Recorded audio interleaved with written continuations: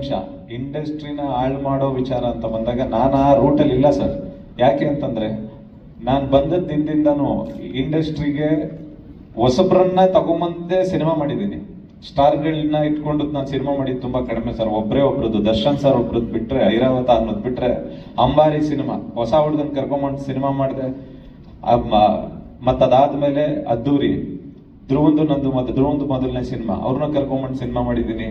ಅದಾದ್ಮೇಲೆ ದರ್ಶನ್ ಸರ್ದು ಐರಾವತ, ಅದಾದ್ಮೇಲೆ ಅಗೇನ್ ರಾಟೆ, ಧನಂಜಯನು ಇಟ್ಕೊಂಡು ಸಿನಿಮಾ ಮಾಡಿದ್ದು. ಅದಾದ್ಮೇಲೆ ಕಿಸ್ ಅಂತ ಸಿನಿಮಾ, ವಿರಾಟ್ ಮತ್ತೆ ಶ್ರೀಲೀಲನ್ ಇಟ್ಕೊಂಡು ಸಿನಿಮಾ ಮಾಡಿದ್ದು. ಇದೆಲ್ಲ ಹಾಳಾಗಿರೋ ಪ್ರೊಸೆಸ್ ಅಲ್ಲ ಸರ್. ಸಿನಿಮಾ ಇಂಡಸ್ಟ್ರಿಗೆ ತುಂಬಾ ಜನ ಟೆಕ್ನಿಷಿಯನ್ಸ್ ಬಂದಿದ್ದಾರೆ, ತುಂಬಾ ಹೀರೋಗಳು ಬಂದಿದ್ದಾರೆ, ತುಂಬಾ ಹೀರೋಯಿನ್ಗಳು ಬಂದಿದ್ದಾರೆ. ನನ್ನ ಸಿನಿಮಾದಲ್ಲಿ ಕೆಲಸ ಮಾಡಿರೋರೆಲ್ಲ ಹೊಸಬ್ರೆ ಸರ್. ಅರ್ಜುನ್, ನೀವು ಹಾಳು ಮಾಡ್ತಾ ಇದ್ದೀರಿ ಅಂತ ಹೇಳ್ತಾ ಇಲ್ಲ. ಇವತ್ತು ಅಲ್ಲ, ಆ ರೂಟಲ್ಲಿ ನಾನು ಇಲ್ಲ ಅಂತ ಹೇಳ್ತಾ ಇದ್ದೀನಿ ಸರ್.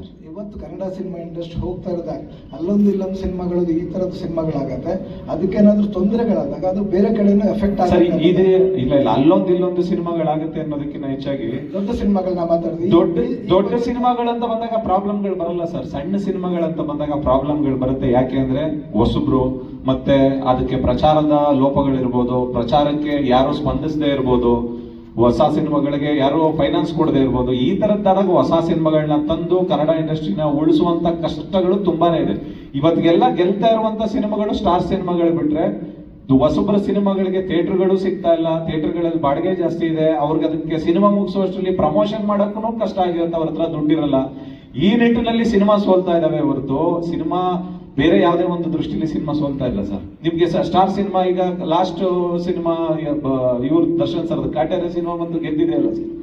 ಅಂದ್ರೆ ದೊಡ್ಡ ದೊಡ್ಡ ಸಿನಿಮಾಗಳು ಬಂದಾಗ ಎಲ್ಲ ಗೆಲ್ತಾನೆ ಬರ್ತಾ ಇದಾವೆ. ಹೊಸ ಸಿನಿಮಾಗಳಷ್ಟೇ ನೋವು ಮತ್ತೆ ಕಷ್ಟಗಳನ್ನ ಅನುಭವಿಸ್ತಾ ಇರುವಂತದ್ದು. ಯಾಕೆಂತಂದ್ರೆ ಕೆಲವೊಂದು ಥಿಯೇಟರ್ಗಳಿಗೆ ಜನನೇ ಬರ್ತಾ ಇಲ್ಲ. ಯಾಕೆಂದ್ರೆ ಹೊಸ ಹುಡುಗರುಗಳು ಸಿನಿಮಾ ಮಾಡ್ತಾ ಇದಾರೆ ಅಂತ. ಹೊಸ ಹುಡುಗರುಗಳು ಸಿನಿಮಾ ಮಾಡ್ತಾ ಇದಾರೆ ಅಂತಂದಾಗ ಅದಕ್ಕೆ ಪ್ರಚಾರದ ಅಭಾವನೂ ಇರ್ಬೋದು.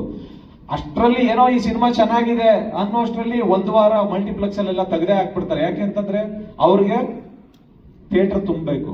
ಅಂತ ಮಧ್ಯದಲ್ಲಿ ಸಿಂಗಲ್ ಸ್ಕ್ರೀನ್ ಅವರೇ ಬದುಕಿಸ್ತಾ ಇರೋದು ಇದ್ರ ಸಿನಿಮಾಗಳನ್ನ ಅನ್ನೋದು ಬಿಟ್ರೆ ಈ ರೀತಿ ಸಾಯ್ತಾ ಇದಾವೆ. ಇನ್ಯಾವ ರೀತಿನೂ ಸಾಯ್ತಾ ಇಲ್ಲ ಸರ್. ಎಲ್ಲರೂ, ಪ್ರತಿಯೊಬ್ಬ ಡೈರೆಕ್ಟರ್ ಆಗ್ಲಿ, ಪ್ರತಿಯೊಬ್ಬ ನಿರ್ಮಾಪಕ ಆಗ್ಲಿ, ಪ್ರತಿಯೊಬ್ಬ ಆರ್ಟಿಸ್ಟ್ ಆಗ್ಲಿ, ಎಲ್ಲರೂ ನಮ್ಮ ಸಿನಿಮಾ ಚೆನ್ನಾಗಾಗ್ಬೇಕಂತಾನೆ ಸಿನಿಮಾ ಇಂಡಸ್ಟ್ರಿಗೆ ಬರೋದು. ಸಿನಿಮಾದಲ್ಲಿ ದುಡ್ಡು ಮಾಡಬೇಕು ಅಂತಾನೆ, ಸಿನಿಮಾದಲ್ಲಿ ಹೆಸರು ಮಾಡ್ಬೇಕಂತಾನೆ ಬರೋದು. ಬಟ್ ಯಾರು ಉದ್ದೇಶನೂ ಈ ಸಿನಿಮಾನ ಹಾಳು ಮಾಡ್ಬೇಕನ್ನೋದು ಯಾರಿಗೂ ಇರಲ್ಲ ಸರ್.